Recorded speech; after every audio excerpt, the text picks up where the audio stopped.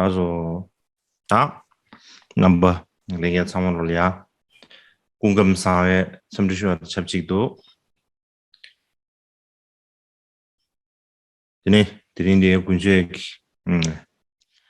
본문을 듣는 여러분 모두에게 인사를 드리겠습니다. 오늘은 본문 5번째 날입니다. 여러분 모두 잘 들립니까?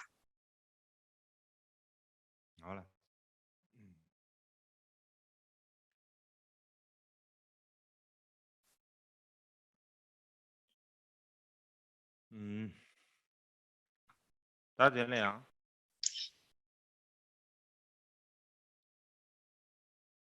가상,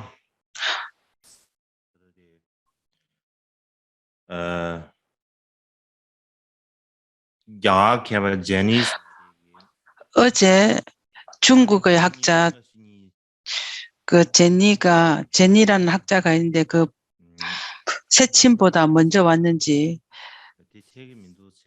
새침보다 먼저 왔다는 것이 맞지 않다라는 그런 반박을 할 때가 있었을 때 그가 근거를 듣는데 가장 중요한 근거를 든 것이 무엇인가 하면은 아비달마 구사론과 아비달마 등불 이 두 가지 경이 있었습니다. 그것을 연구를 해서 그렇게 맞지 않다라고 이렇게 얘기를 했습니다. 아비달마 구사론, 아비달마 등불이라는 것은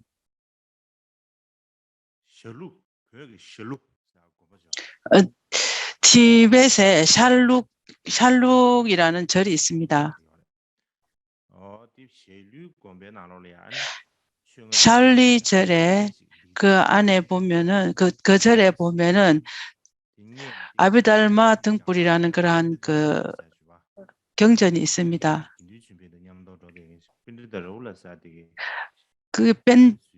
그 학자 레오라는 분이 티벳에 가져왔다라고 합니다. 중국의 학자 제니가 샬리절에서 얻은 아비달마 등불을 연구를 했습니다. 그 경전이 모두 완벽하게 갖추어진 것은 아닌 것 같습니다. 그 안에 보면은 구사론의 저자가 누구인지가 기록되어 있습니다.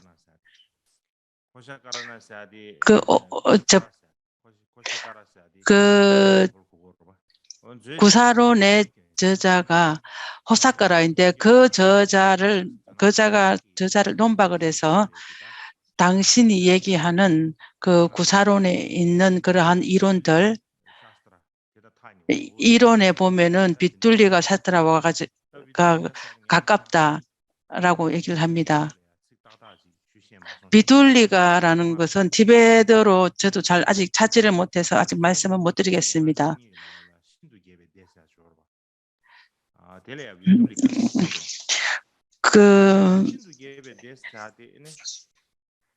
시풀 부파 안에서 한 부파인 것 같습니다. 아직 그런데 그걸 완전히 찾지를 못했습니다. 이것은 대승의 한 부파인 것 같습니다. 그 대승의 한 부파라고 경전이나 논서 등에서 그렇게 말씀을 합니다. 그러한 연유로 인해서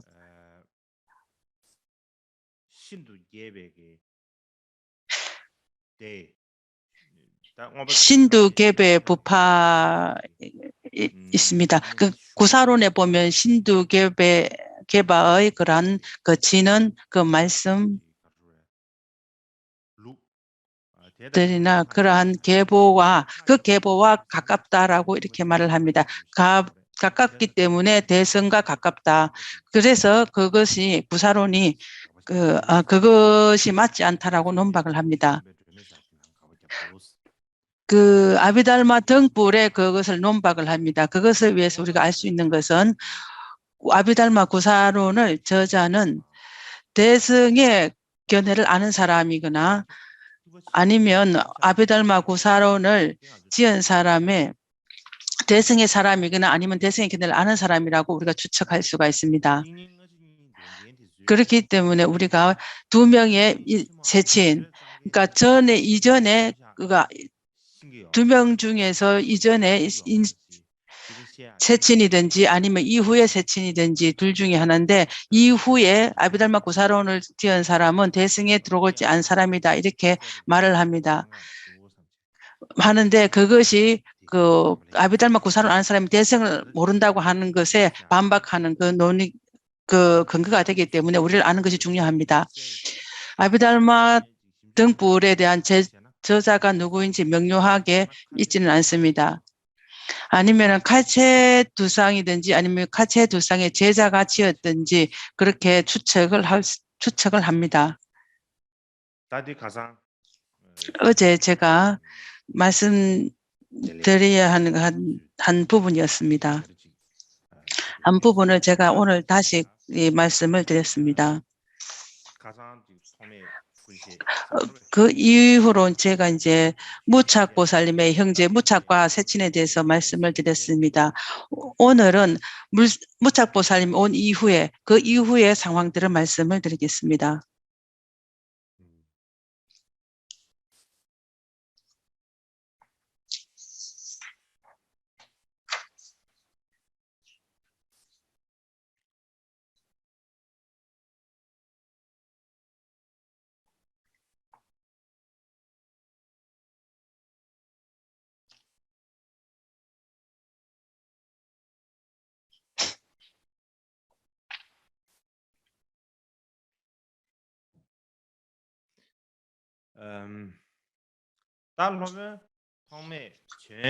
무착보살님이 오신 이후에 그 많은 학자들이 무착보살님이 지은 논서들 중에서 가장 중요한 것들을 중요한 것은 유식 30송이 있습니다. 유식 30송이 그 유식 30송에 대한 주석을 논서를 지었습니다. 그뿐만 아니라 많은 학자들이 그 유식 30송에 대한 다른 견해들을 가지고 있었습니다. 그런 이론들도 다른 이론들을 가지고 오는 바람에 어떠한 많은 사람들이 서로 의견에 반대를 하면서 논박을 했습니다. 그 연유로 인하여 유식에서는 많은 그 학파들이 몇 개의 학파들이 생겨나게 되었습니다. 그 안에 중에서도 유식의 견해를 가진 중에서 가장 중요한 것이 두 학파가 있습니다. 두 학파는 하나는 무상유식 학파입니다. 무상유식 학파와 유상유식 학파입니다.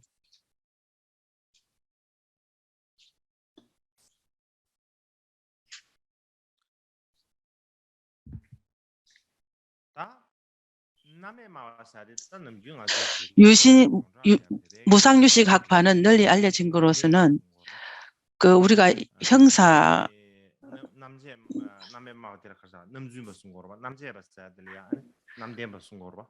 무상유식 학파는 진실학파라고 보고 유상유식 학파는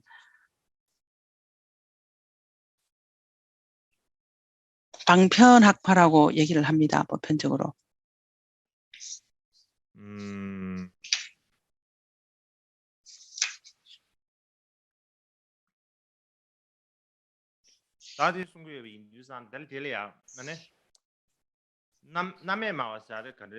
무상유식 학파는 그 덕혜 논사와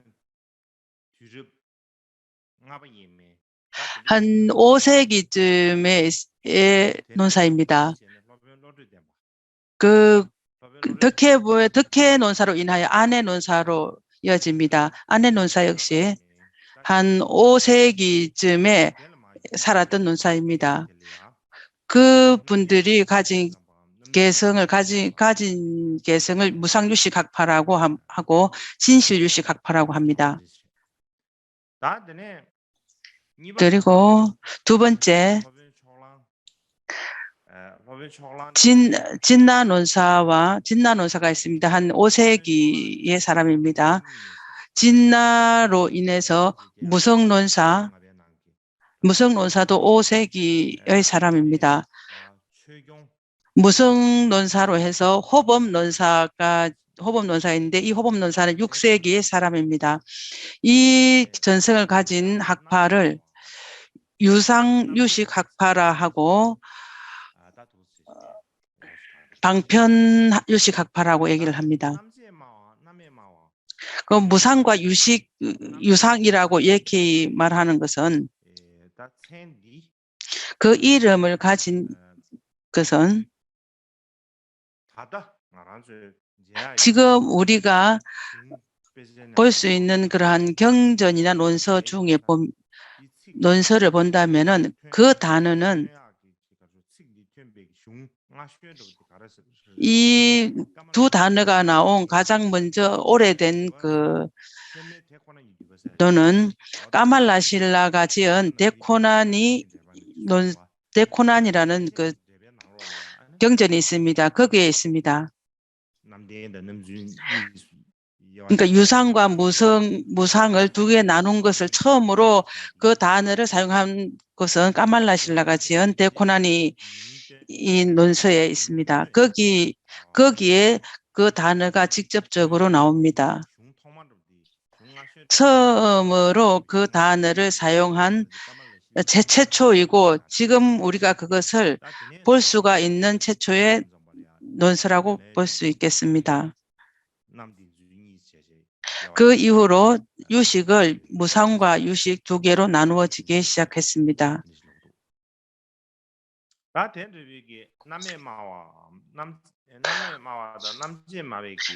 무상유식 학파와 유상유식 학파 두 중에서 먼저 무상유식 학파는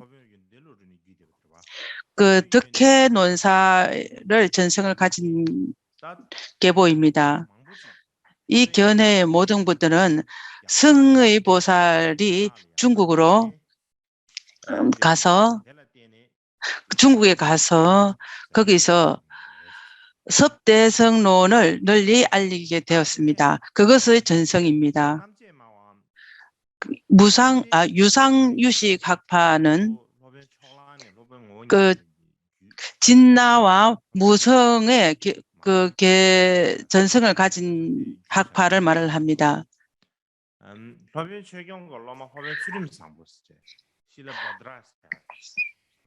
그 호법의 제자 계현이 있습니다. 이 계현은 6세기 사람입니다. 6세기 사람이 그 계현의 제자 현장 스님이 중국에 가서 전달해야 됐고 중국에서 법상종을 세웠고 법상종을 전파하기 시작했습니다. 그것이 유상유식 학파입니다. 유식의 가장 중요한 두 파를 지금 말씀드렸습니다. 세친 보살이 온 이후에 유식에 많은 논사들이 나오게 되었습니다. 많이 나왔지만 그 중에 가장 중요한 사람의 두 분 논사에 대해서 말씀을 드리겠습니다.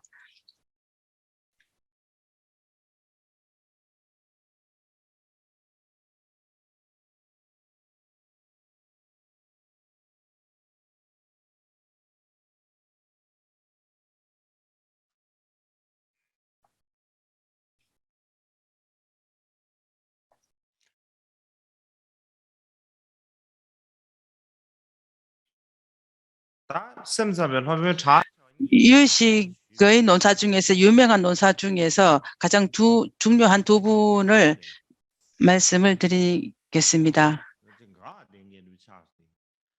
잘 들리는가 모습입니다.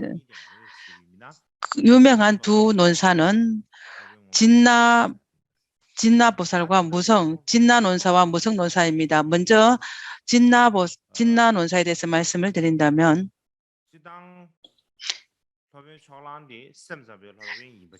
진나 보살은 유식의 논사입니다. 그렇지만 그는 그 견해, 그 믿는 견해들은 그 일반적인 견해와 약간 달랐습니다. 일반적으로는 그 아류아식의 그 아류아식은 유식의 그 근본이 되는 그 인정을 합니다. 인정을 하고 그것을 그 사유 분석을 합니다. 그렇지만은 진나보살은 유식을 그렇게 인정을 하지 아니하고 그는 전오식과 육식 전오식과 육식을 주로 그 주제를 해서 사유를 했습니다. 그 전오식과 육식을 전본적으로 주제에서 공부를 하고 또 그 의식의 식에 대해서 마음에 대해서 공부를 했습니다. 연구를 했습니다. 그 부분에 대해서는 그가 지은 논서에 보면은 소연연론이 있습니다. 관소연연론이 있고 관소연연론에서 그 안에 있는 그 있고 없고에 대한 그러한 그 논서들을 또 지었습니다. 특히나 불교의 그 인명론, 인식론에 대해서도 많이 연구를 했습니다. 그 이전에 있었던 그러한 그 논서들을 예를 들어 근거를 들어서 많이 했습니다. 그 이전에서 그 유추에 의한 추론들을 해서 인식론이나 논리적인 방법에 대해서 그것을 많이 그 논리학파를 가설을 세웠습니다. 그 논리와 인식에 대한 새로운 그러한 길을 만들었다고 볼 수 있겠습니다. 그가 지은 논리학 입문이라든가 논리학의 개요서 등을 많이 저술을 했습니다. 그뿐만 아니라 그의 제자 법칭보살은 한 7세기쯤에 온 제자입니다. 그 법칭보살은 진나보살이 지은 그 논리학을 예전보다 더 깊고 심오하게 만들어서 더 발전을 시켰습니다. 그러한 이유로 인해서 진나논사도 유식의 큰 논사이지만은 불교에서 논리학을 새로 세운 그러한 또 새로 개발한 논리학파를 새로 개발한 그런 중요한 논사 중에 한 분입니다. 그리고 무성논사입니다. 두 번째는 무성논사는 한 5세기경의 논사입니다. 이 논사가 지은 그 중요한 논서는 섭대성론에 대한 주석이 가장 중요합니다. 섭대성론에 대한 논서가 굉장히 중요한데 이 무성논사가 지은 섭대성론 논서와 세친이 지은 그 섭대성론 논서가 대성을 연구하는 데 없어서는 안 될 아주 중요한 논서 중에 한 분입니다. 그렇기 때문에 이 두 논서는 유식에서 가장 유명한 논사 중에 한 분으로 이렇게 얘기를 합니다. 그럼 그 진나와 무성보살이 아는 그러한 또 유명한 논사들에 대해서 말씀을 드린다면은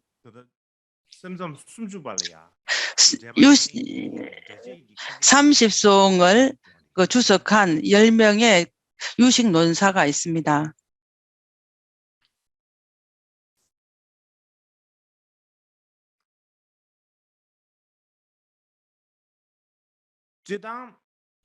일반적으로 유식송을 그 주석을 한 논사들을 10명 외에 나머지 또 다른 분들도 많이 있긴 합니다. 그렇지만은 지금 우리가 볼 수 있고 티베트로 볼 수 있는 로폰 디바데바가 비니타데바가 지은 그런 주석인데 그 티라미 주석의 또 주석입니다.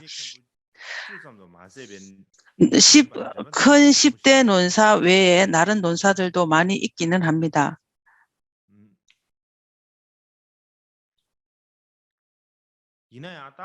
그렇지만은 10대 논사라고 말을 한 그 이유는 중국의 경전에 널리 알려져 있습니다. 그 티베트로는 그렇게 많이 있지는 않습니다. 일반적으로 그 무착과 세친이 온 이후로 그 진나보살과 무성보살들은 그 인식론에 대해서 유명한 분입니다. 그 인식론에 의해서 마음을 설명하는 그 유식을 설명한 가장 중요한 논사 중에 한 분입니다. 현장이 인도로 공부를 하러 왔습니다. 그 당시에는 날란다는 유식을 연구하는 중심지였다고 볼 수가 있겠습니다. 뿐만 아니라 그 당시에는 그 현장이 인도로 공부를 했을 때 유식 10대 논사가 유식 10대 논사가 이미 30송에 대한 주석을 모두 다 그 주석해 마치고 그것들이 전부 다 아주 널리 전파되어 있는 그런 상황이었습니다.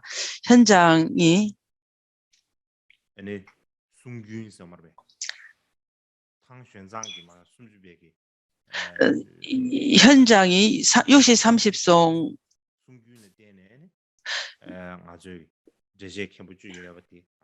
유식 현장의 그 저술로 인해서 우리가 10대 유식 논사를 알 수가 있는 것이었습니다. 10대 유식 논사 중에 처음은 호법 논사입니다. 여기에 단계는 현장 스님이 지은 걸로 근거로 해서 이렇게 지었습니다.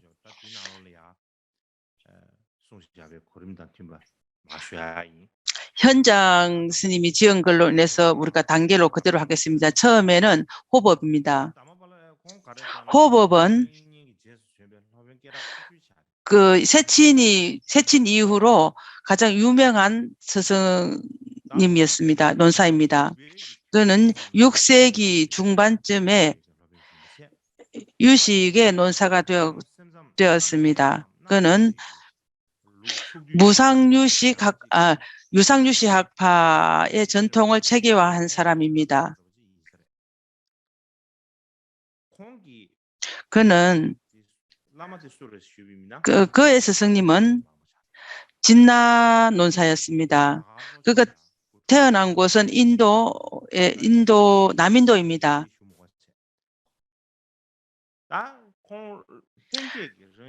그는 그 저절로 굉장히 지혜로운 사람이었습니다.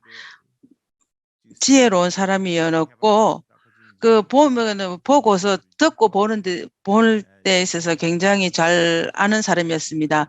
그러니까 말하자면은 태어나면서부터 아는 것처럼 뭐를 배울 때 아무런 어려움이 없었고 지혜가 있는 그런 사람이었습니다. 전해 오는 얘기는 그는 어릴 때 날란다의 학장을 지냈다고 합니다. 그의 제자들도 굉장히 유명한 제자들이 많았습니다. 위에서 말씀드린 계현도 호법의 제자였습니다. 그와 함께 그 자립논증파의 논사인 청변보살과 어떠한 그 토론을 했습니다. 그렇지만 얼굴을 마주하고 토론을 하지는 않았습니다. 그 호법 논사는 그의 제자 그 계현이고 계현의 제자는 그 현장입니다. 현장이 중국에 가서 그러한 그 유식을 널리 알릴 때 그때 법상종을 알렸습니다. 법상종의 기초는 누구냐 하면은 그 날란다 수도의 원장이었던 계현 스사입니다. 현장이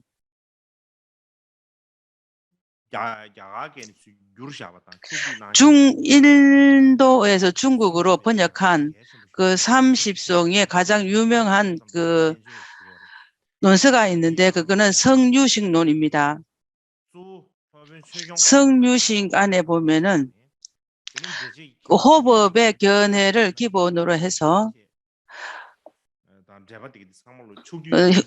해서 그 모든 그 유식들에 대한 모든 것들을 다 모아서 연계를 모아서 그 주석을 지었습니다. 그 안에 보면은 호법의 견해가 완전히 정확한 견해라고 그 기초로 해서 논설을 지었습니다. 그리고 호법이 굉장히 지혜로웠고 모든 것을 잘 알고 학자 중에서 제일 높은 그 지혜로운 학자였지만은 그 오래 주하지를 못했습니다. 한 32세로 세상을 떠났습니다. 여기까지 간략한 호법의 역사였습니다. 두 번째는 덕혜입니다. 덕혜 그 산스크리트는 구나마티입니다. 덕혜 보살은 아내의 스승님입니다. 그리고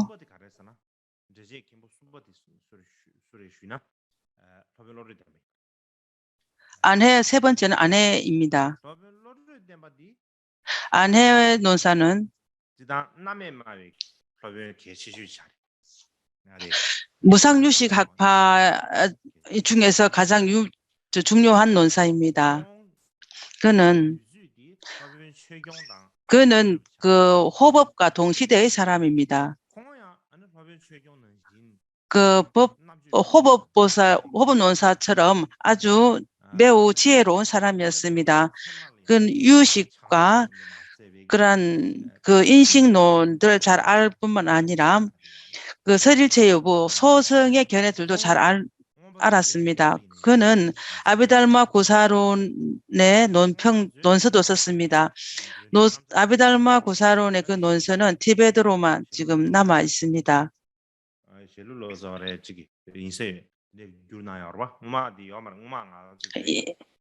예전에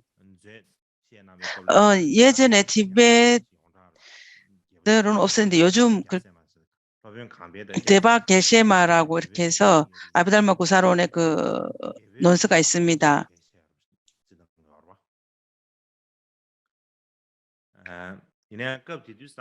그 당시에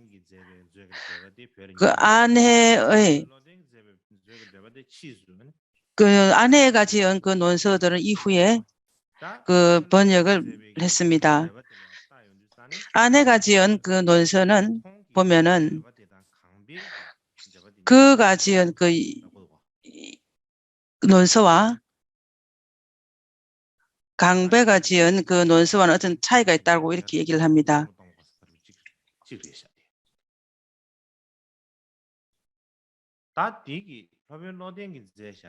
아내가 지은 그 논서는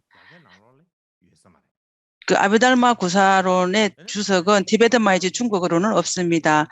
아내가 지은 유식 30송이의 논서가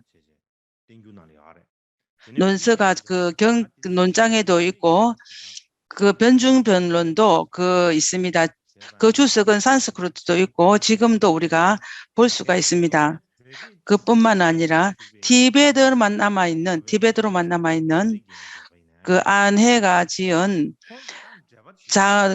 자금경론의 논서도 있습니다. 그가 지은 그 논서의 특징은 그 단어 하나하나를 전부 다 그 세세하게 아주 심사숙고를 해서 다 설명을 해놨습니다. 그 설명을 했기 때문에 다른 사람들이 이해하기가 쉬웠습니다. 그것이 아내 논사의 특징입니다. 그것으로 인하여 그는 그 아내 보살은 아주 그 지혜롭기도 하고 모든 것을 잘 명확하게 알고 있다라는 것을 우리가 추측할 수가 있습니다.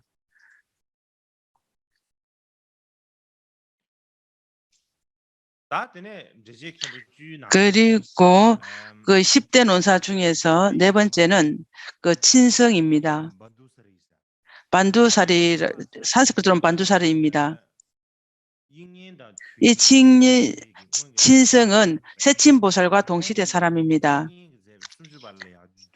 그는 세친이 지은 유시 30송을 아주 간략한 그 논설을 지었습니다.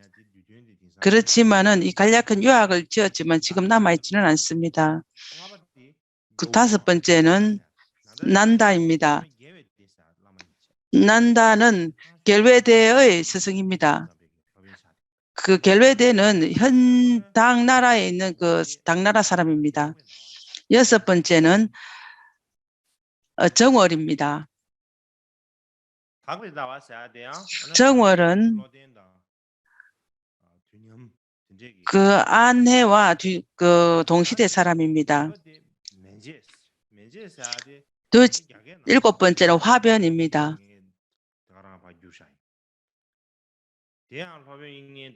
그 화변도 세친보살과 뒤념과 동시대 사람입니다.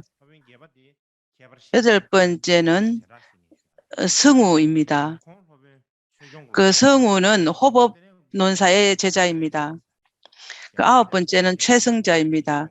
최승자 또한 그 호법의 제자입니다. 열 번째는 지월입니다. 지월도 호법의 제자입니다.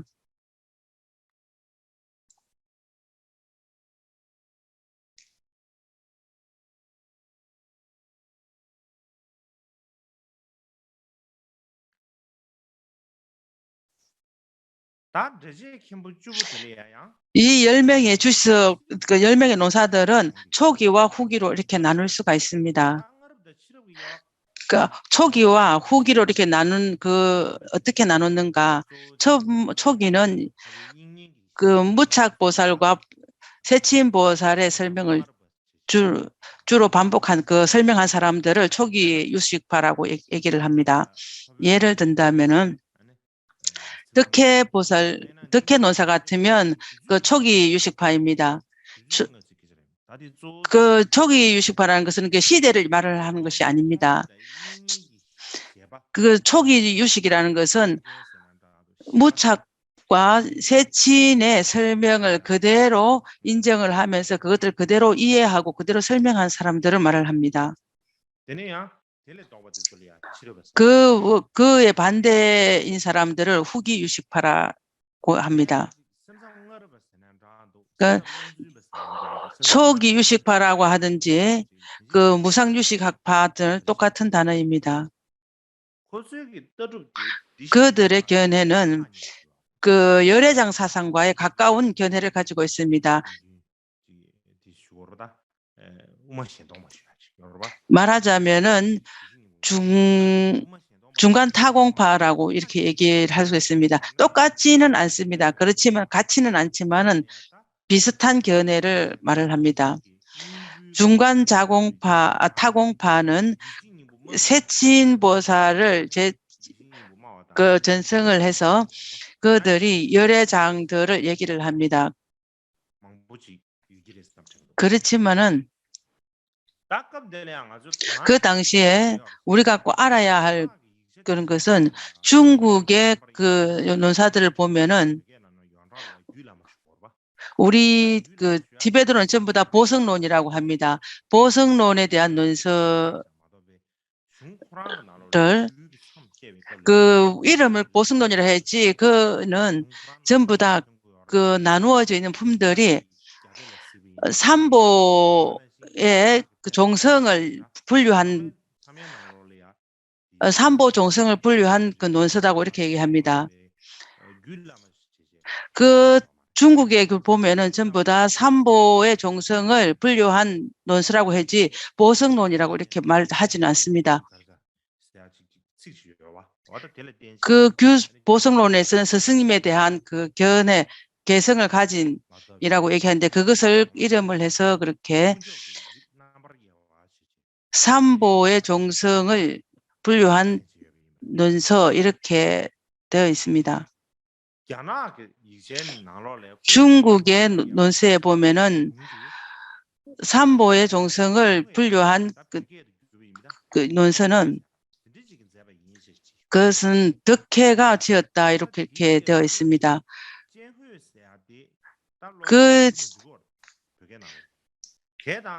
그 지은 그 논설을 티베트로 덕혜라고 이렇게 되어 있는데 그 덕혜가 본래 이름은 그 견해라고 이렇게 되어 있습니다. 그 보성론을 그 주석한 사람입니다. 그 보성론을 주석한 견해와 이것은 덕혜가 같은 사람인지 아닌지 우리가 조사해 볼 가치는 있습니다. 티베트로 번역을 한다면은 두 가지가 다 덕혜라고 이렇게 덕혜라는 그 이름을 가질 수가 있습니다. 중국어로 하면은 그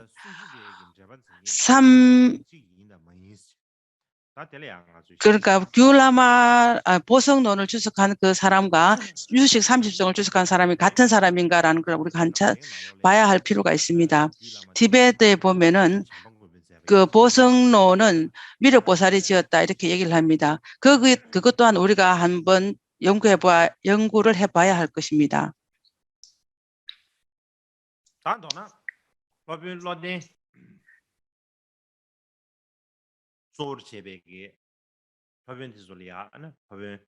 아내 보살님이 지은 아내 논사가 지은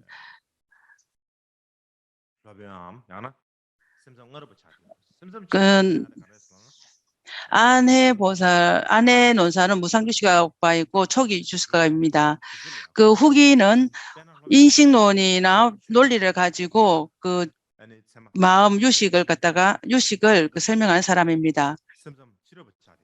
그렇게 한 논리를 사용해서 설명한 사람들은 후기 유식학파입니다. 그는 그 날란다의 원수 학장이면서 안해와 청변보살이 동시대에 같이 살았습니다. 그들은 청변은 호법에게 그 편지를 보내면서 공과 존재에 대한 그런 것들을 많은 토론을 했습니다. 그렇지만은 청변과 호법은 서로 같이 만나서 토론을 하지 못했습니다.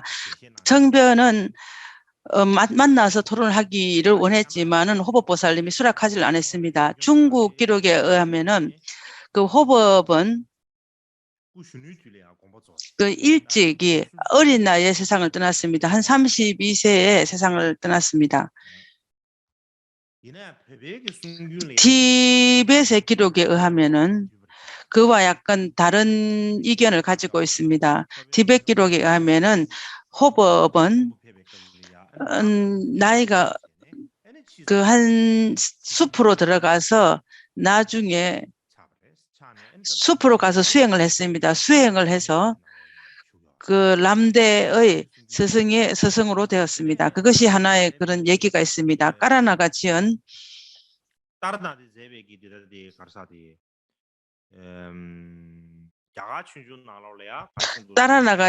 중국의 기록에 보면은 비루빠라는 사람이 된 것은 아니다.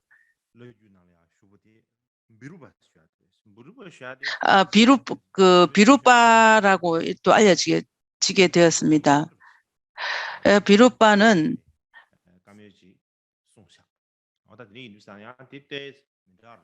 비루빠가 되었다는 말도 있고 한 다른 이견들이 있습니다.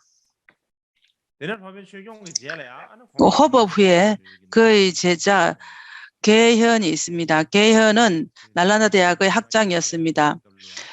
현장이 인도로 왔을 때 그는 계현을 스승으로 삼았습니다. 현장은 또한 겔웨대 진나세나와 함께 같이 공부를 했습니다. 유가사지론에 대한 그 의심을 없애기 위해서 스리랑카로 가려고 하는 스리랑카를 가기로 했습니다. 그 스리랑카로 갔을 때 그 전에 큰 그 전쟁이나 그 갈등들이 있었고 갈 수가 없었습니다. 인도의 그 남쪽에서 밖으로 가려고 했지만은 갈 수가 없었습니다. 그 이후에 유식의 전에 그 그 젠다고미가 있었습니다. 아내의 제자 젠다고미인데 굉장히 유명한 돈사 중에 한 분입니다. 그 젠다고미 미시대 때가 되었을 때 인도에는 그런 그 불교가 쇠퇴하기 시작을 했던 것 같습니다.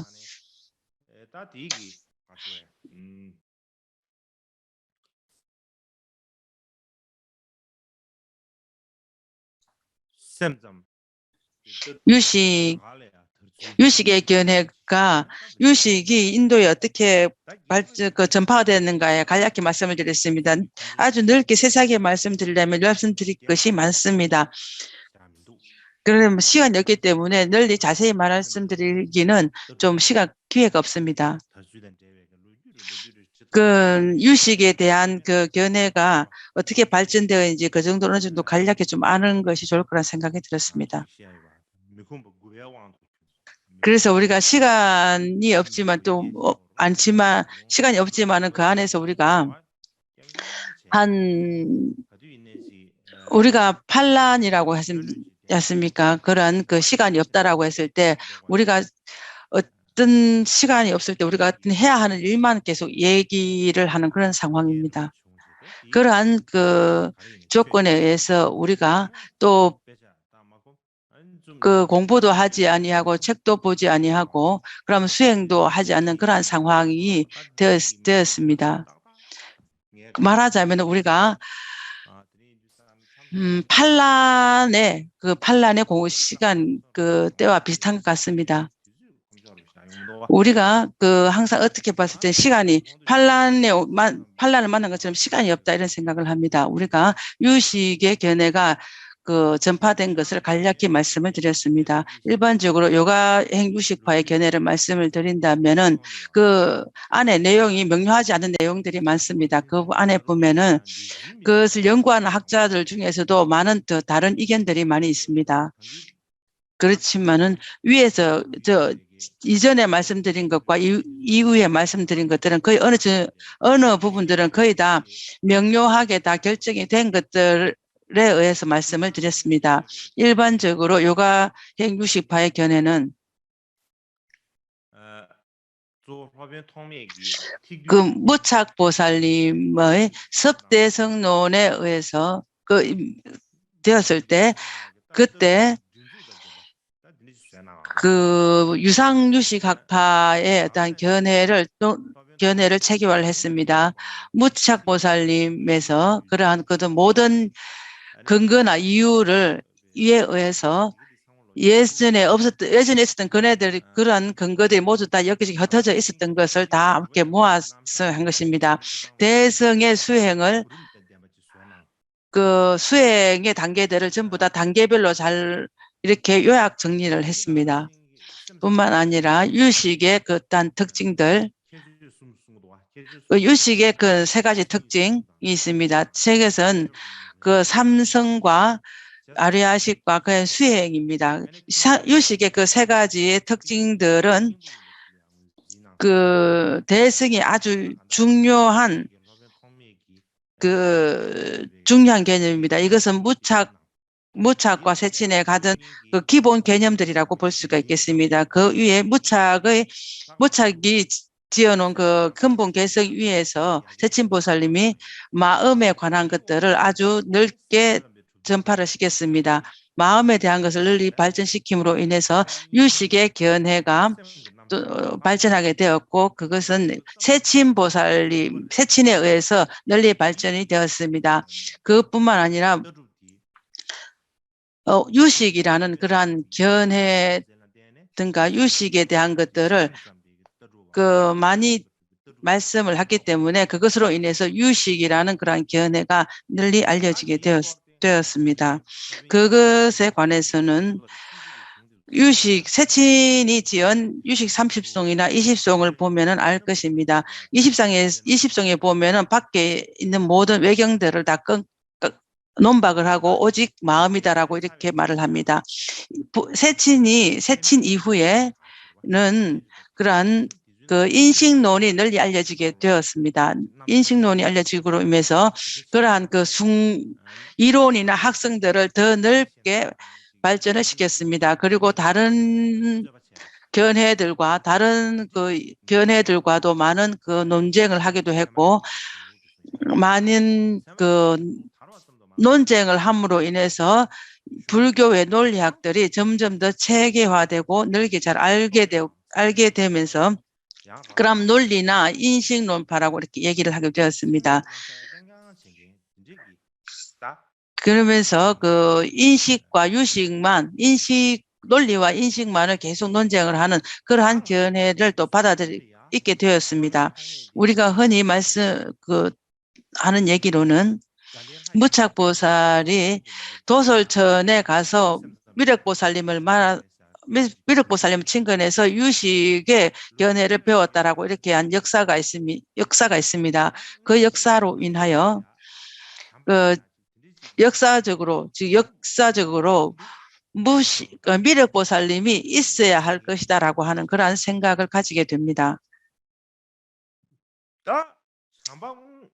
미륵보살님이 역사적으로 진실로 있어야 한 것이다라고 하는 그러한 가지는 그 생각들이 가장 중요한 그 이유는 무착보살님이 지은 섭대성론 등 그러한 많은 경전들과 변증변론 그러한 것들의 섭대성론에서 변증변론의 그러한 것들을 근거로 들고 있습니다. 그렇기 때문에 그 근거로 들고 있기 때문에 그래서 미륵보살님이 지었다라고 해야 됩니다.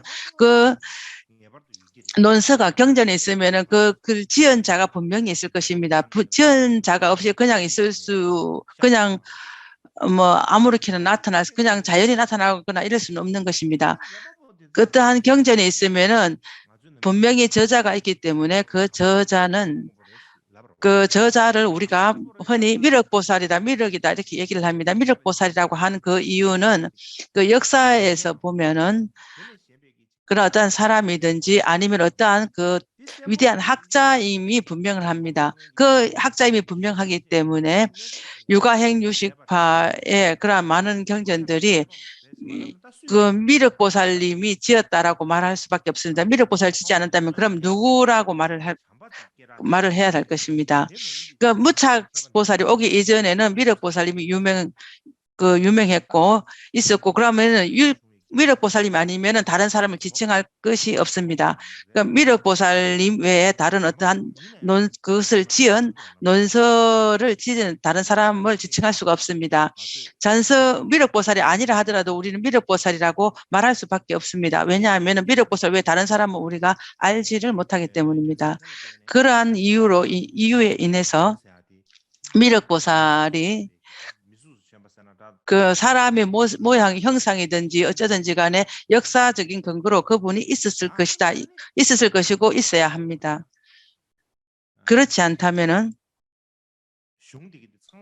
어떠한 그러한 논서들이 그러면 무착보살이 지었다라고 말할 수밖에 없습니다. 미륵 오원조차도 전부 다 무착보살이 지었다라고 말을 해야 합니다. 그렇게 말한다면 어느 정도 우리가 또 문제가 있습니다. 미륵이라는 것은 미륵이 무착보살보다 이전에 온 그러한 유명한 학자가 있어야 하고 그리고 역사적으로도 그러한 위대한 학자가 있어야 하는 것입니다.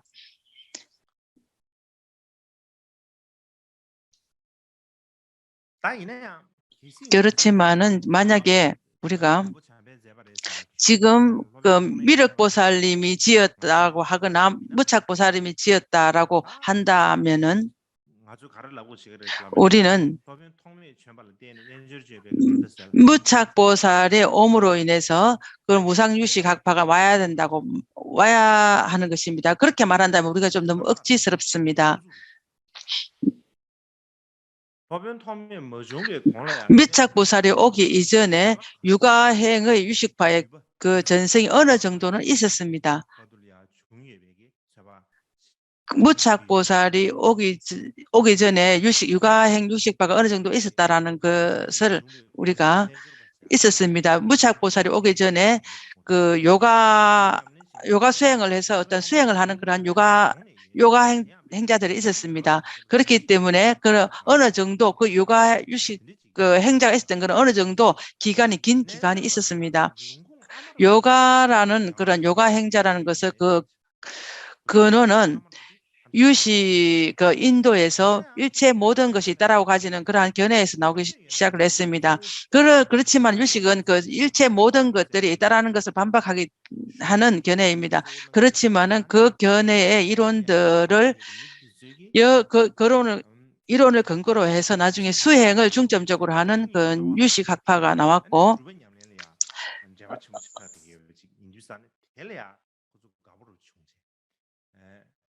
그 후에 그 모든 것이 없다라고 무상이라고 하는 그것의 견해로 인해서 수행을 하게 되고 그것을 굉장히 좋아했습니다.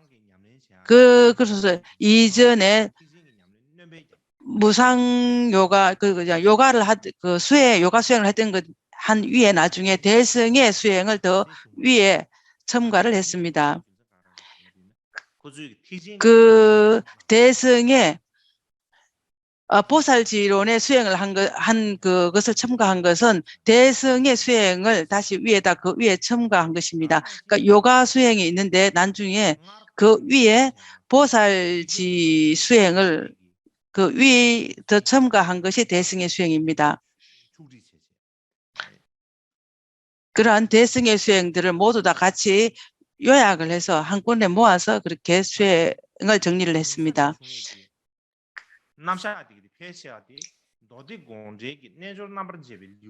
그 연사에서 나오는 그 모든 많은 수행들은 해신밀경에서 나온 해신밀경에 대해서 해신밀경에 나오는 그런 그 수행과 연사에서 나온 그 수행과 거의 수행이 같습니다. 해신밀경이라는 것은 대승의 요가 수행의 그 관수행법을 말을 하고 있습니다. 대승 요가행의 관법 수행들을 얘기하면서 그것이 전부 다 유식 오직 마음뿐이다라고 얘기를 합니다. 그 유식 오직 마음을 보면서 거기서 관법을 일으키고 관법에서 우리가 수행과 같이 연관되어 있다라고 우리가 명료하게 되어 있는 것이 해신밀경입니다. 그러한 많은 부분들을 그 많은 부분에서 대승의 그러한 견해들과 많이 연관이 되어 있습니다. 연관이 되어 있다라고 연관성을 그 정도로 우리가 말씀을 드릴 수 있겠습니다. 한편으로 생각한다면은 보살지를 말하는 것들이 전부 다 대승의 수행을 얘기를 하는 것이고 대승의 수행을 전부 다 하나로 편집해서 모았다라고 말씀을 드리겠습니다. 그것으로 인해서 장엄경론도 그 보살지를 그 보살지의 이론과 학설을 계속해서 말을 하고 설명을 했습니다. 마침내 무착보살이 섭대성론을 지었을 때 그 대승의 모든 이론과 학설들을 전부 다 모아서 편찬을 했습니다. 그것뿐만 아니라 이전에 말씀을 드린 것처럼 무상요가 학파의 처음 요가행 학파의 처음 근본으로 될 수 있고 공성에 대한 견해도 수행을 했고 뿐만 아니라 그 소성에 대한 견해들도 전부 다 같이 수행을 해서 요가행 학파는 소성과 대성들 그리고 그 삼성의 모든 수행들을 요약 편찬을 했다고 알 수가 있겠습니다. 왜냐하면은 요가행 학파에는 그 년사는 그 성문성입니다. 그 년사는 그 소성의 지위, 그 단계, 수행의 단계를 말하는 것이고, 장사는 그 대성보살의 수행 단계를 얘기를 합니다. 그 두 개를 본다면은 우리는 요가행 유식파는 요가행 유식판의 견해는 대성과 소성 모든 것이 다 함께 편찬이 되어 있다라고 편찬되어 있고 그것이 그들의 그 목표라는 것을 알 수가 있습니다. 한 30분 쉬는 시간을 갖겠습니다.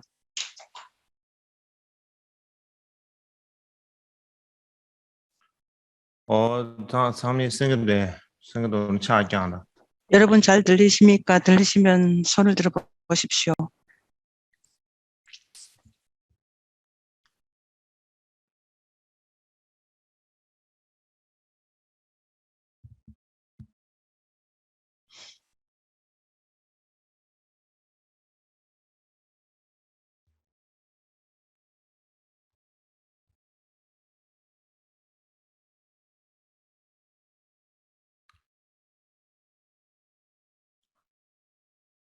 맞아, 다 되네. 샴리야.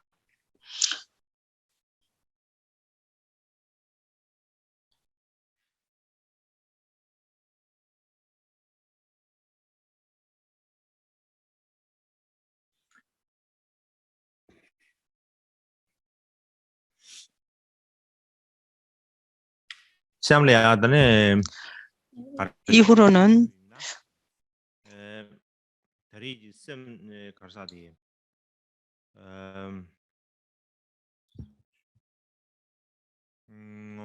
쌤점 야가도 터주선 유시기에 인도로 전파된 그 전파에 관해서 말씀을 드리겠습니다. 유식의 견해가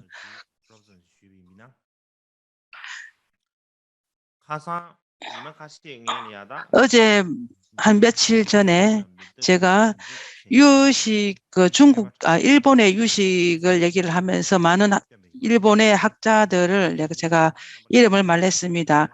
그것으로 인해서 일본의 유식에 많은 학자들이 있을 것이다라고 이미 아실 것입니다. 그렇다면은 일본의 그 전파된 그 유식이 인도에서 바로 전파가 되었는가 이렇게 묻는다면은 그렇지는 않습니다.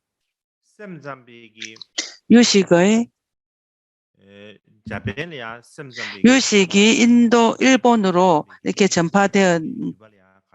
전파된 것은 호소슈라고 하는데 그 개성은 법상종입니다. 일본에 전파된 유식의 그 전통은 중국에서 일본으로 갔습니다. 그렇기 때문에 먼저 중국에 유식이 전파된 것을 먼저 간단히 안다면은 그 유식이 어떻게 전파되었는가를 좀 알 것입니다. 그래서 이후에 중국의 유식에 그 전파된 것을 제가 간략히 말씀을 드리겠습니다. 모두 다 말씀을 드린다면은 시간이 없고 제가 오늘 간략히 말씀을 드리고 내일은 좀 더 세세하게 또 전파된 것을 또 말씀을 드리겠습니다. 그리고 일본의 유식에 전파된 것들을 또 간략히 말씀을 드리고 그와 함께 그 한국의 요즘 그 당시에는 그 예전에는 그 한국이라는 그러한 이름이 없었습니다. 신라라는 그러한 이름이 있었습니다. 그럼 그 신라 시대 때의 유식에 어떻게 전파되었는지 그 한국에 어떻게 전해졌는지 그것을 간략히 또 말씀을 드릴까 합니다. 그 이후에 티벳의 유식의 그 경과 논서가 어떻게 왔는지에 대해서 간략히 말씀을 드리겠습니다.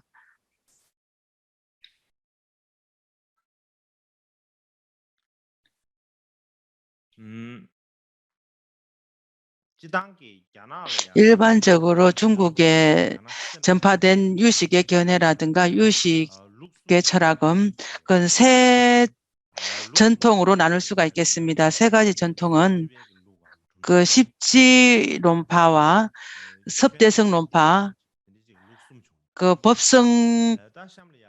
법성의 전통 세 가지 나눌 수가 있습니다. 그것들을 제가 간략히 말씀을 드린다면 일반적으로 중국에는 유식의 전통이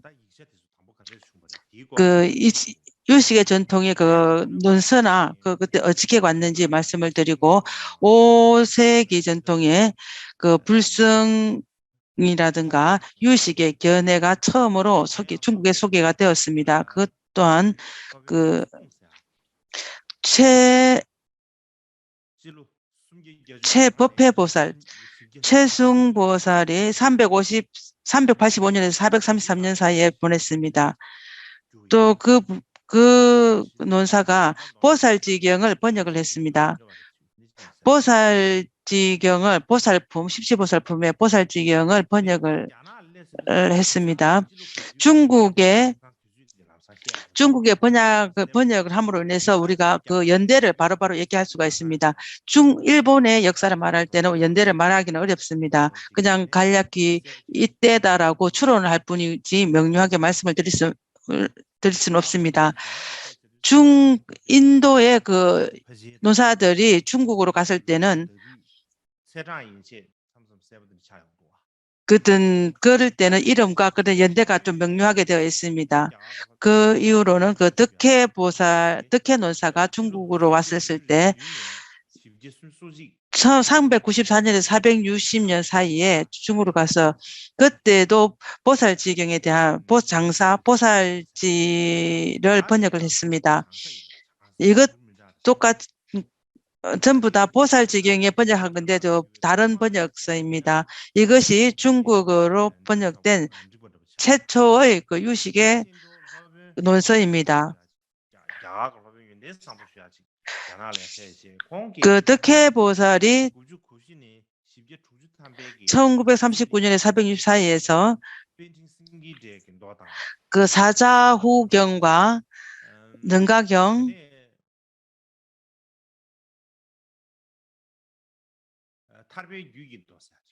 그 해탈 대반열반경 대반열반경인데 그것은 해신밀경의 마지막 장과 같습니다. 이 경전들을 다 그 번역을 해서 중국에 소개를 했습니다. 이것이 한 5세기, 4세기나 5세기 때 중국의 유식의 그 견해들, 유식의 논서들을 소개를 했습니다.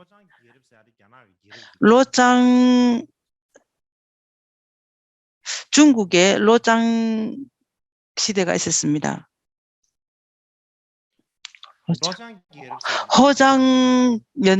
호장연대가 있었는데 그 시대가 왔을 때 그 무제원년이 있었습니다.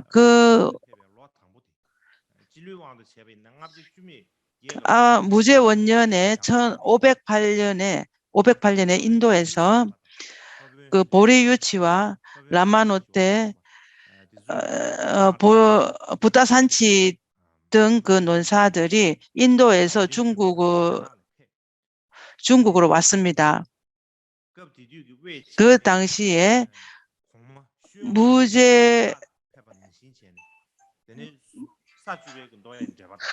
그때 십지경과 보성론,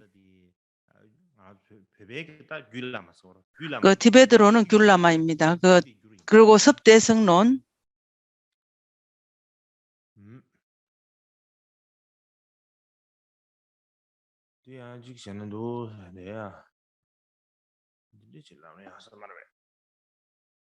그 약무제 요청에 의해서 번역을 했습니다.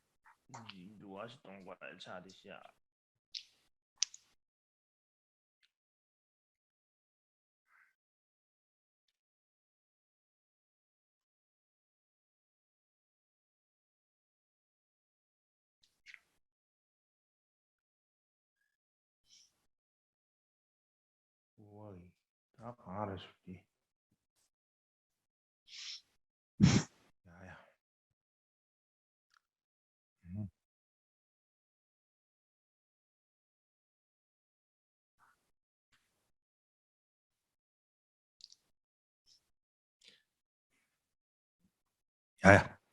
군주들이 남발이야. 제 NTD에서 계속 야게 돌려. 그 보성론과 섭대성론들을 중국어로 번역을 했습니다.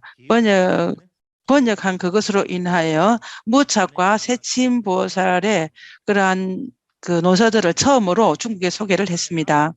그 위에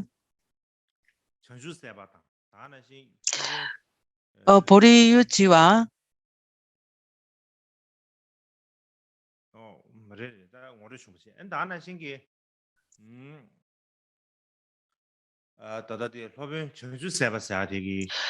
보리유지 안해 덕혜 논사들이 다시 그 능가경과 능가경과 해탈경 그러니까 해심일경의 마지막 자있는 그것들도 계속 또 새로 번역을 했습니다. 간단히 말씀을 드리면은 십지론의 주서는 그 해설 있는데 그 십지경의 해설이 그 덕혜 최세보살과 그 덕혜보살이 그 논서 주석한 게 있는데 그 중에서 먼저 논서한 것이 가장 유명한 그 십지론입니다. 근데 요즘 십지론의 그 주석은 하나는 그 경을 해설한 것입니다.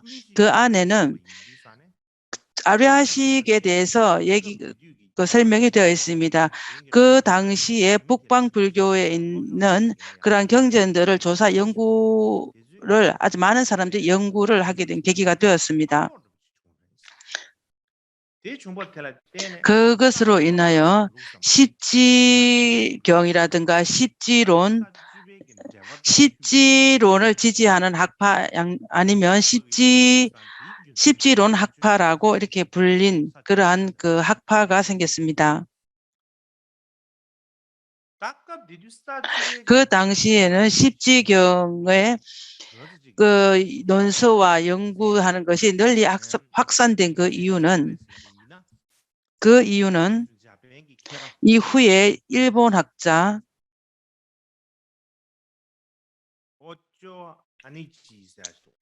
오초 아니치가 세 가지 이유를 가지고 설명을 했습니다. 그 세 가지 이유 중에 첫 번째는 십지경의 주석은 보살의 길을 말을 합니다. 그것이 다 수행을 중시하는 수행의 경입니다. 그렇기 때문에 그 당시의 중국 북방에 수행을 중시하는 그러한 관습이 있었습니다. 북쪽에서는 그 중점적으로 수행을 했기 때문에 그것과 일치를 했습니다. 그렇기 때문에 십지경 안에 보면 거의 수행의 단계를 말씀을 했기 때문에 그 당시의 북쪽 상황과 그 십지경과 거의 일치했습니다. 그래서 그들이 좋아한 그 풍습과 일치한 이유가 첫 번째 하나입니다. 두 번째는 그 사람의 의견이 아니라 부처님 말씀에 의한 주석입니다. 부처님의 말씀에 대한 주석이므로 그 논서를 지은 사람들의 자기들의 견해가 아니라 부처님의 말씀에 대한 주석이므로 많은 사람들이 그것을 신뢰를 했습니다. 내 세상이 내 생각이다라고 이렇게 한다면 많은 사람들이 믿지를 않을 것입니다. 그것이 부처님의 말씀에 대한 주식이므로 사람들이 널리 그것을 신뢰할 수가 있었고 그것에 믿음을 일으킬 수가 있었던 이유입니다. 세 번째는 이 주석은 중국에 새롭게 번진 그런 유식이었습니다. 유식의 견해가 처음으로 중국에 전파돼서 오랜 시간이 지나지 않았기 때문에 그 십지경론 그것들이 중국에 또 널리 또 알려지게 되었습니다. 뿐만 아니라 불교의 그러한 관점의 핵심들이 전부 다 체계적으로 다 설명이 되어 있고 그것들이 불교 견해의 가장 중요한 점들을 말을 하고 있기 때문에 그러한 이유로 인해서 그 마음에 그것이 마음에 움직였습니다. 마음에 움직여서 십지경들을 굉장히 좋아하게 되었습니다. 그러한 이유였습니다. 후에 십지경을 가지는 그러한 전통들이 두 전성으로 나누어졌습니다. 그 전성은 첫 번째는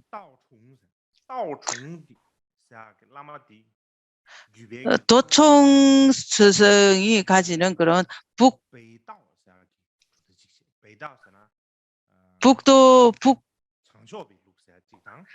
북쪽의 전통입니다. 두 번째는 해광이 지은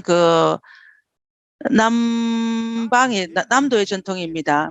그 두 가지 전통에 의해서 두 가지 전통을 말씀을 드린다면 그 두 전통의 특별한 것은 북쪽의 전통은 아류아식 자체가 오염이 되어 있고 소멸하는 성질이 있다고 주장을 했습니다. 남쪽의 전통은 이 아류아식은 청정하고 본성이 청정하고 소멸이 없다라고 얘기합니다. 북쪽의 저는 일체 모든 것들은 아류아식에서 나오고 일체 모든 것은 아류아식에서 나오고 아류아식에 의지한다라고 주장을 했습니다. 남쪽은 일체 모든 법은 법성에 의해서 본성에 의해서 나온다. 그래서 본성에 의지한다라고 주장을 합니다. 그들이 남쪽과 북쪽에 스스로 각자 주장이 엇갈리기 때문에 맞지 않은 견해가 일치하지 않기 때문에 많은 치열한 논쟁이 있었고 서로 논박을 했습니다. 그렇게 논박을 하고 논쟁을 하는 것은 어떨 때는 좀 괜찮습니다. 논쟁을 하다 보니까 우리가 좀 더 명료해지고 또 지혜로운 그러한 견해가 나올 수도 있고 우리가 명료하지 않았던 것은 명료해질 수가 있습니다. 그렇게 연구하는 사람들이 많은 연구자들이 그렇게 논쟁을 하고 하는 것들은 그러한 것들이 나온 어떠한 결과들을 다시 한번 또 논쟁을 해서 더 명료하고 새롭게 만드는 것입니다. 티벳에서도 예전에는 그러한 견해들을 각자의 견해들의 논박을 하고 새로운 결과들을 도출을 하기도 했습니다. 티벳에서 말했을 때 논박을 하는 것들은 그러한 관습은 있었습니다. 그러니까 한편으로는 그런 우리가 논리한 그런 것들을 말한 것이 아니고 어떠한 언어적인 측면에서 다른 학파들이 우리들을 낮게 본다, 우리를 좀 반박을 한다, 이러한 이유로 인해서 하는 것이지, 견해들이 서로 일치하지 않고 서로 그렇게 낮게 보는 견해로 빠질 수도 있습니다. 그렇지만 우리가 이 명언에만 의지하지 않고 우리가 지혜로서 그것을 분석을 해서 서로 각자가 이익하게 그렇게 반박을 한다면 우리의 견해들이 더 높아지고 이루어지는데 굉장히 이익합니다. 그렇지만 우리는 그냥 바로 반박을 했을 때 다른 사람의 기분을 상하게 하는 그런 반박을 하면서 너의 생각이 잘못됐다라고 이렇게 하는 것들과는 완전히 다릅니다. 그냥 일반적으로 이 세간의 사람이 어떠하든지 간에 모든 허물을 없애고 공덕을 다 얻기는 쉽지는 않습니다. 우리 부처님은 어떤 모든 허물을 얻고 모든 것을 다 깨달았다고 하는 그러한 것을 예를 들기도 합니다. 그렇지만은 그냥 육도 중생들은 허물이 없고 모든 공덕을 가져오기는 쉽지는 않습니다. 그렇기 때문에 일반 사람들은 그러한 사람들이 가지는 허물들만 가지고 허물만 가지고 반박을 얘기를 합니다. 허물들만 가지고 반박을 한다면 아무런 의미가 없습니다. 그것만 가지고 해서 우리가 견해가 발전한다든가 철학이 높아진다든가 우리가 어떠한 그러한 그 지식을 얻을 때는 아무런 이익함이 없습니다. 일반적인 측면에서 보면은 우리가 어떠한 이론이나 학설에 그것에 의존을 해서 우리가 견해를 세우고 체계를 하는 것이 굉장히 발전하다고 생각이 됩니다. 저는 한 번씩 그런 생각이 듭니다. 그 제일림포책에서 쫑카파 대학에서 유식의 중간의 견해를 중간에 그 견해의 이론과 학설들을 말씀을 새로 이렇게 말씀을 하셨습니다. 그 예전의 학자들과의 견해와 같지 않은 새로운 견해들을 말씀을 하셨습니다. 그 새로운 견해에 대해서 다른 또 학자들이 그에 대해서 논박도 하고 그에 따른 제자들도 또 그렇게 논박을 하기도 합니다. 논박을 한 것으로 봤을 때 한편으로 봤을 때는 그 쫑카파의 그런 견해라든가 그 성가의 그러한 견해들이 완전히 새로운 그 학설이 정립하기도 하고 그러한 부처님이나 그러한 견해들이 널리 발전해 가는데 큰 이익함이 있다라는 생각이 듭니다. 이것은 저의 그런 저의 주장일 뿐입니다.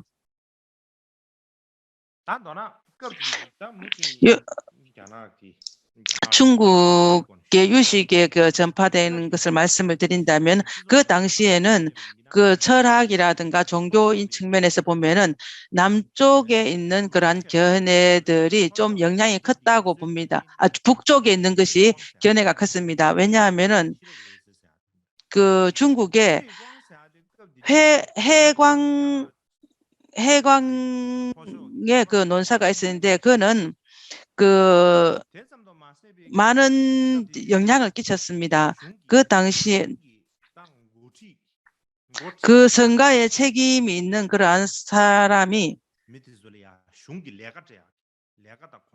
그 성가에 책임 있는 사람이 다른 사람들에게 어떠한 그 일을 주고 모든 영향을 그 성가에 대한 책임을 주는 그런 큰 영향력이 있었습니다.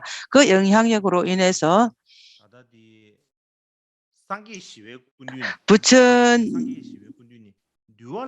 그 인도의 그 부다난타에게서 계율을 배웠습니다. 북방 전통이 남방 전통입니다. 그는 계율을 배우고 계율의 그 전통을 가지게 되었습니다. 중국의 그 사분율인데 그 계율의 계보를 갖게 되었습니다. 그는 화엄경과 대열반경과 청정경 이러한 것들의 십지경들에 대한 연구들을 하였고 많이 알게 되었습니다. 그의 제자들조차도 많은 학자들이 있었습니다. 그 제자 중에서 가장 유명한 제자는 성수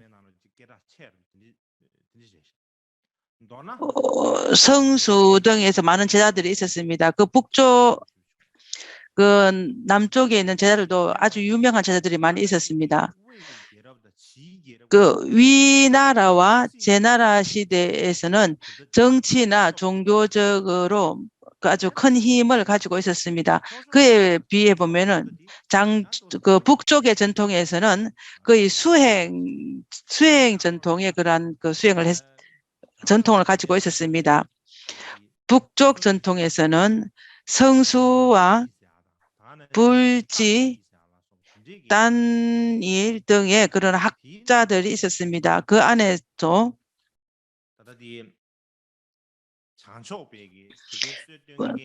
북쪽 전통을 그 체계를 이룬 사람은 도총선사입니다. 그 보리유지에 가서 한 십지경을 한 3년간 공부를 했습니다. 후에 그 다른 사람에게 가르침을 내렸는데 그것도 가르침을 내릴 때 그런 수행자들이 한 100명 이상이 와서 배웠습니다. 그렇지만 후에 오래지 않아서 북쪽의 전통은 전부 다 쇠퇴를 했습니다. 쇠퇴하여서 섭대성론 전통에 편입되었습니다. 남쪽의 그 전통은 계속해서 계속 전해를 가지게 되었습니다. 북쪽 전통은 쇠퇴해서 대섭대성론에 들어가게 되었고 남방의 전통은 계속해서 수왕조부터 해서 유수왕조부터 당 시대까지 그 당나라 때까지 계속해서 그것이 전승이 되었습니다. 그 이후로 이제 그 남방의 전통은 점점 무너지게 되었습니다. 이것이 십지론의 견해를 가진 전통입니다. 두 번째는 세 가지 중에서 섭대성론의 전통을 가진 견해입니다. 중국에는 4대 번역가가 있었습니다. 불교를 번역하는, 중국어로 번역하는 그 4대 큰 번역가가 있었습니다. 그 4대 번역가는 구마라섭, 구마라섭은 중국 사람이 아닙니다. 요즘은 신장이라고 하는데 신장 지역에 있는 신장의 입니다. 진제도 중국 사람이 아닙니다. 인도 분입니다. 중국 사람은 현장입니다. 현장은 중국 사람이고, 그리고 세 번째는 불공입니다. 불공은 아무가 바지라라고 이렇게 합니다. 그 불공도 중국 사람이 아니고 이 사람은 스리랑카 사람입니다. 이 네 명의 중국의 중국의 4명 번역가입니다. 그 어떤 때는 의정을 넣기도 합니다. 의정을 넣는 것은 다르게 생각하는 부분입니다. 그 진제,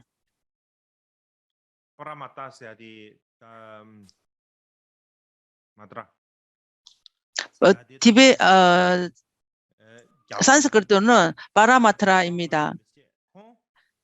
파라마트라는 그 진제는 태청 황제 2년 때 태청 황제 2년 548년에 그의 수도 건강에 갔습니다. 건강에 가서 그 이후에 중국에 큰 전쟁이 일어났습니다. 전쟁이 일어나서 한 군데 있지 못하고 여러저리 도피를 하면서 다녔습니다. 그 도피하고 다니면서 그는 경과 논서들을 많이 번역을 했습니다. 그 번역한 것들은 그 금강경, 해탈경, 건강경 등 많이 주석을 했고, 논서도 그 구사론과 섭대성론 그런 것도 많이 번역을 했습니다. 뿐만 아니라 그는 변중병론과 삼성사론들을 번역을 했습니다. 그 구사론과 섭대성론에도 많은 번역을 해서 그것이 널리 퍼지도록 크게 퍼지도록 했습니다. 중국에 중국으로서는 그 청정한 스승님들의 정기에 대한 그러한 논서들을 번역을 했습니다. 그래서 그 많은 것을 중국에 퍼졌지만은 그 중에 가장 중요한 것은 섭대성론이다 이렇게 얘기를 합니다. 그 진제가 중국에 와서 많은 번역들을 했습니다. 그렇지만 그 중에서 대성의 전성을 했는데 그 중에 가장 중요한 것은 유식의 전통을 많이 번역을 했다라고 이렇게 얘기를 합니다. 그 이유로 인해서 그가 번역한 많은 그러한 그 논서들은 유식에 관한 것들을 번역을 했습니다. 그는 특히나 그 섭대성론을 번역한 그 이후로 중국의 유식의 그런 견해들이 그때부터 많이 그 널리 퍼지게 되었습니다. 그렇게 이전까지는 거의 부처님의 경전들이나 그런 것들을 번역을 했지 유식에 관한 그러한 번역들은 그 이전에는 없었습니다. 그가 섭대성론을 번역한 그것으로 인하여 중국의 유식의 견해들이 모두 다 그 널리 퍼지게 되었습니다. 그로 인하여 진제의 그러한 견해를 가진 그 사람들을 그 대성전서 학파라고 이렇게 불렀습니다. 그 진제는 제자가 유명한 제자들이 많이 있었습니다.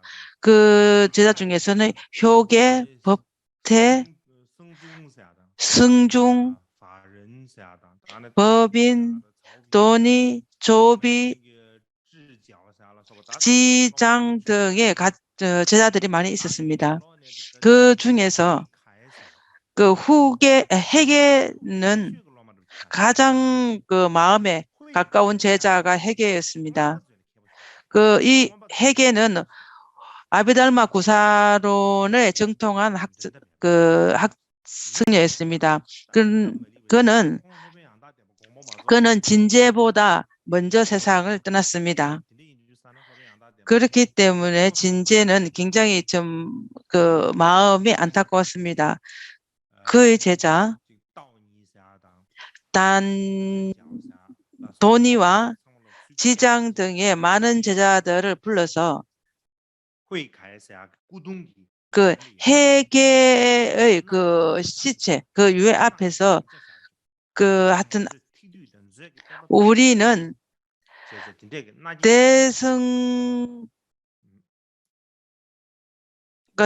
섭대성론을 우리가 하겠다라고 해서 완전 서약을 했습니다. 그 도니는 진제가 그 열반하기 전까지 시자를 살았습니다.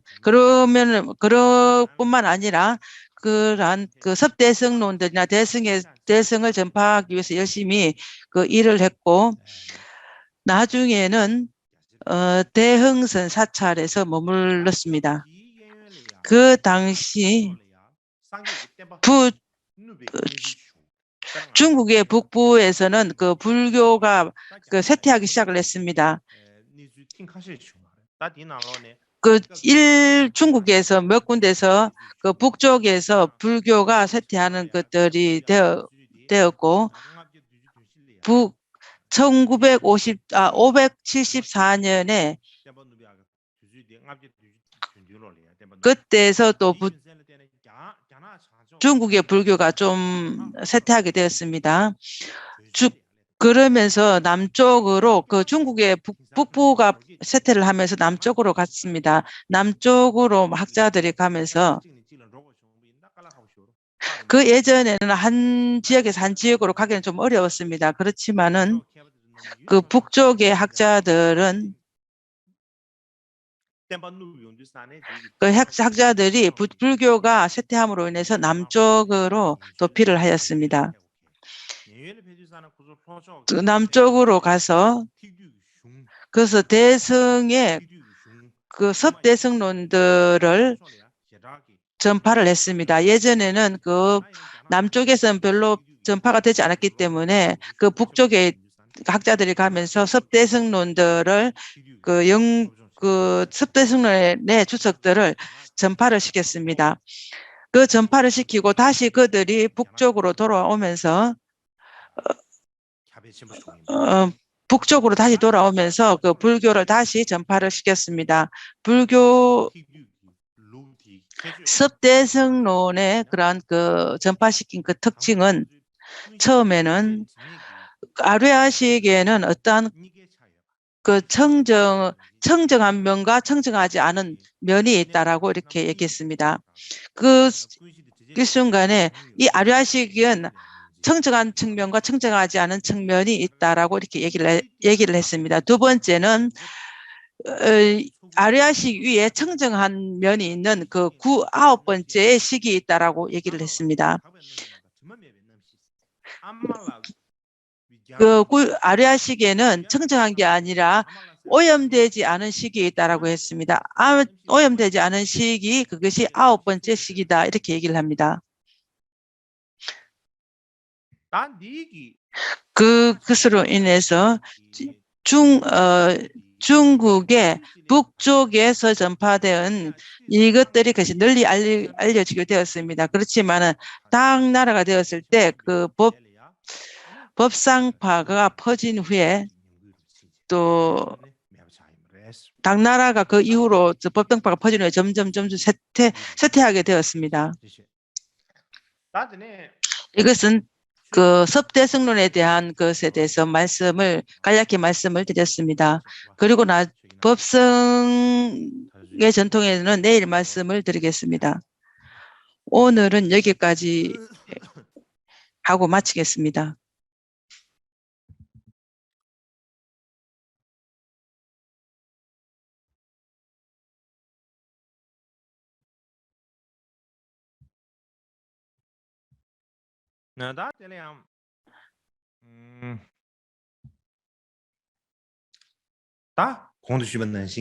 위에서 말씀드린 것처럼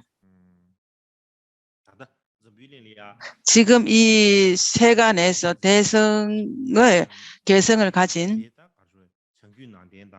그런 북방의 정통과 중국과 티벳의 전통들이 있습니다. 중국이든 일본이든 한국이든 그 전부 다 북방의 전통을 가진 중국의 전통을 가진 불교입니다. 티벳은 티벳 전통을 가지고 있습니다. 이 두 전통 안에서 중광파와 유식파의 견해들이 있습니다. 이 두 전통에서 유식과 중간을 다 인정을 합니다. 그 안에서 유식의 견해를 그렇게 많이 견해를 철학하는 데가 그렇게 많지는 않습니다. 일반적으로 철학을 견해를 말씀을 드렸을 때 유식을 좀 말할 뿐입니다. 그렇지만은 파르치를 배울 때 요의와 불교의를 할 때 유식의 견해를 공부를 하는 정도이지 그 외에는 유식의 견해를 그렇게 공부를 하지도 아니하고 그렇게 인정을 하지도 않습니다. 중국의 전통에서 봤을 때 그 전통에서는 아직도 이게 유식의 견해들의 그런 논서들을 가지고 있습니다. 그러면서 유식의 견해들을 우리가 지금 인정을 하고 아는 것이 중요합니다. 우리가 어떤 의미 없이 그렇게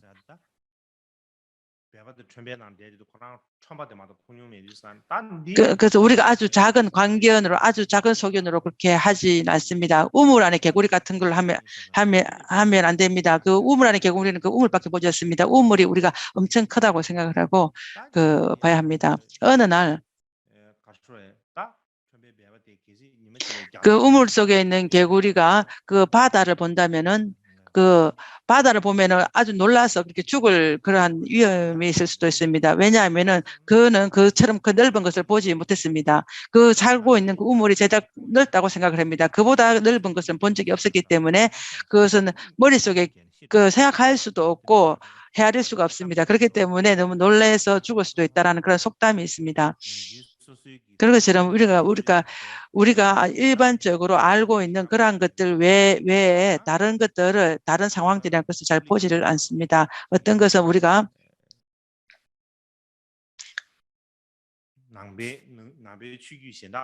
불교의 그러한 다른 그런 전통들이 있다라고 얘기를 하면 그렇게 있을 것인가 하고 이렇게 의심을 할 수가 있습니다. 그 후에 진실로 그것이 있다라는 걸 알고 난 다음에 우리는 또 질투를 합니다. 어떨 때는 내 마음속에 내 수행이나 내 머릿속에 들어오지 않으면은 내가 놀라거나 기절할 그런 위험도 있을 수가 있습니다. 우리는 처음부터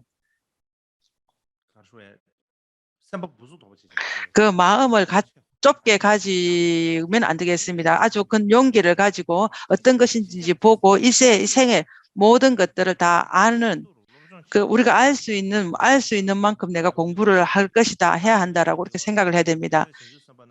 그러니까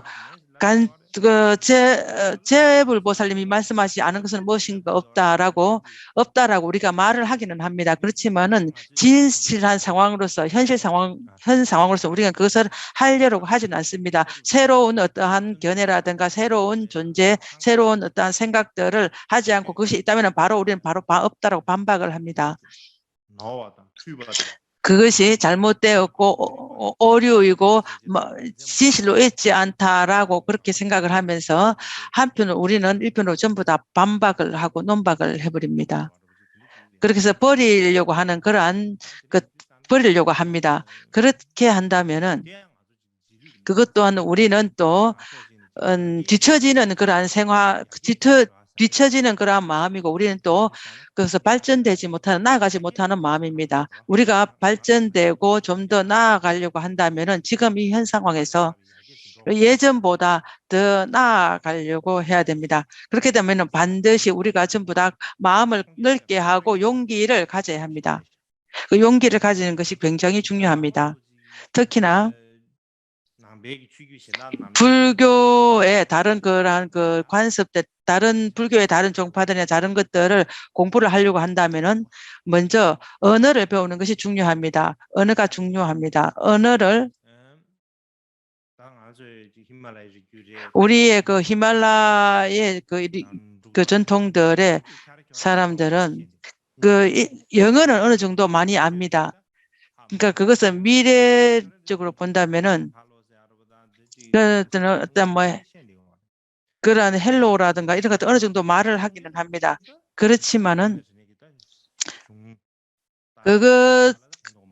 그렇게 한 것은 우리가 경을 보거나 이럴 때 할 때는 이익하지는 않습니다. 그렇지만은 우리가 언어에 대해서 어느 정도 관심을 가져야 됩니다. 티베트 사람들이 처음으로 우리가 그러한 망명지로 왔을 때 자기의 언어와 자기의 민족들 그러한 것들도 잘 가져야 됩니다. 그렇지만은 예전에 16대 존자님께서 룸택에 계셨을 때 그런 많은 사람들이나 그 주위에 있던 사람들이나 티베트 사람들이 그러니까 그렇게 영어를 배우려고 하지 않았습니다. 왜냐하면 그때 마음에 들지 않았기 때문입니다. 한편으로 생각하면은 그럼 우리가 언어를 배우는데 어떠한 목표가 있어야 됩니다.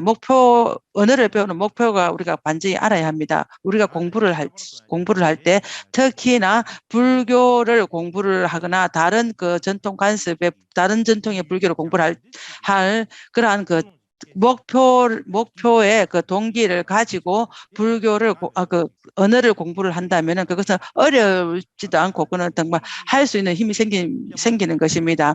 그러한 목표도 경고하지 않고 그냥 먹기 위해서 밖으로 외국으로 나가서 조금 좀 뭐를 좀 얻을까 하는 그러한 동기로 동기와 먹을 것을 얻기 위해서 우리가 언어를 배운다면 별로 크게 이익하지는 않을 것입니다. 그것은 우리의 인생은 그렇게 길지는 않습니다. 그렇지만 언어를 배우려면 오랜 시간을 들여야 합니다. 오랜 시간을 들여서 공부를 하면은 어떠한 이유도 있어야 되고 목표가 있어야 됩니다. 그렇지 않다면 우리는 모든 것은 전부 다 의미 없는 것이 될 것입니다. 그래서 우리는 언어를 배우는 것이 중요합니다. 불교를 알려고 하면은 한 몇 가지 언어를 알아야 합니다. 중국어를 알아야 되고 산스크리트도 알아야 되고 팔리어도 알아야 되고 티베트도 알아야 합니다. 그렇게 알아야 한다라고 얘기를 합니다. 그것도 좀 어느 정도 이유가 있습니다. 지금 어제 제가 말씀드린 그런 것들은 일본의 학자라든지 미국의 학자들 그러한 학자들은 영어를 아는 것은 기본입니다. 그리고 팔리어도 알고 산스크리트도 알고 심지어 티베트도 압니다. 그들이 연구를 할 때 아예 기본인데 기본으로 산스크리트가 어떻게 되는지도 그걸 보게 합니다. 우리는 그거는 그래야 우리는 산스크린은 그냥 지는 정도 하는 정도 그렇게 합니다. 그것도 그 티베트의 학자들이 밀교를 바라보는 그 경전들이 있습니다. 그런 것들을 보면서 우리가 그 캄 지방이면 캄의 언어하고 암도면 암도의 언어, 그 윗장은 윗장의 언어들로 그렇게 그 진언을 그 합니다. 그렇지만 그 어떤 승혜심만 있으면 되기도 하지만은 그렇지만은 그러한 우리가 산스크린 알지 못한 산스크린을 접어두고라도 그 진언도조차도 우리가 제대로 하지 않습니다. 요즘은 어떠한 그런 공부를 할 수 있는 조건들이 예전보다 많이 나아졌습니다. 나아졌지만 그러한 번역가들도 그러한 그 번역을 할 때 예전에는 어떠한 사전도 없었습니다. 같이 모여서 이렇게 토론할 수 있는 그런 것도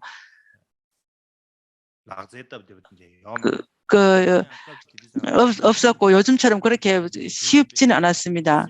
그렇지만은 그들은 그러한 그 큰 마음들을 가지고 그렇게 오랜 세월 동안 어렵게 했습니다. 우리는 그렇지만 그것을 가지고 우리는 공부를 해야 합니다.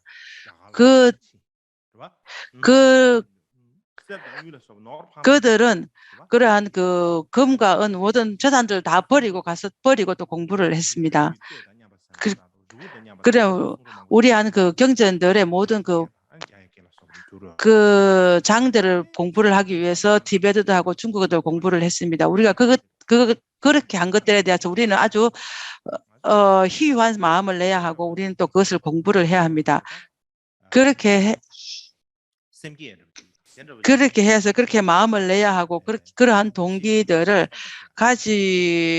내려고 우리가 방법들이나 방편들을 강구를 해야 됩니다. 그렇지 하지 않냐고 우리는 그렇게 그 학자들이 그 위에 아주 우리가 해야 할 수 없는 그런 하늘로 나르는 그러한 위대한 사람들이시다. 우리는 이 악도에 태어난 이 사람들이 처음부터 올 수가 없다라고 이렇게 생각을 하면서 스스로 마음으로 결정을 하면서 게으르고 나태해집니다. 그렇게 하면 되지 않을 것입니다. 우리는 전부 다 단계별로 단계 그렇게 간 것이지 처음부터 우리가 부처가 될 수 있는 그렇지는 않습니다. 그러한 이유로 인해서 여러분들 모두 다 마음에 잘 가지시기를 바랍니다. 제가 의미 없는 말, 이런저런 말을 많이 했습니다.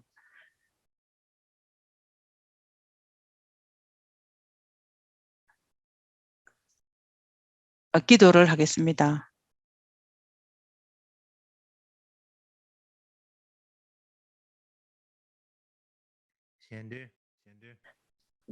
기도하십시오.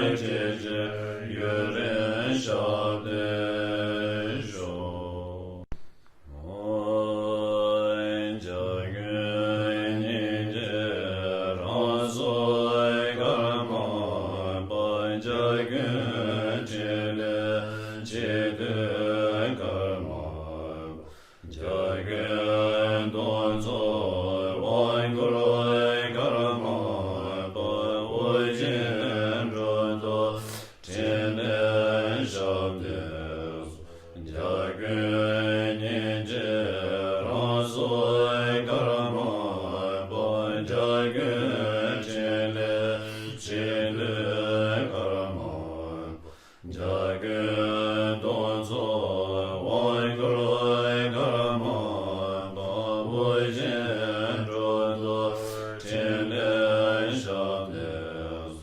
작은 이제라소이 가마 작은 진례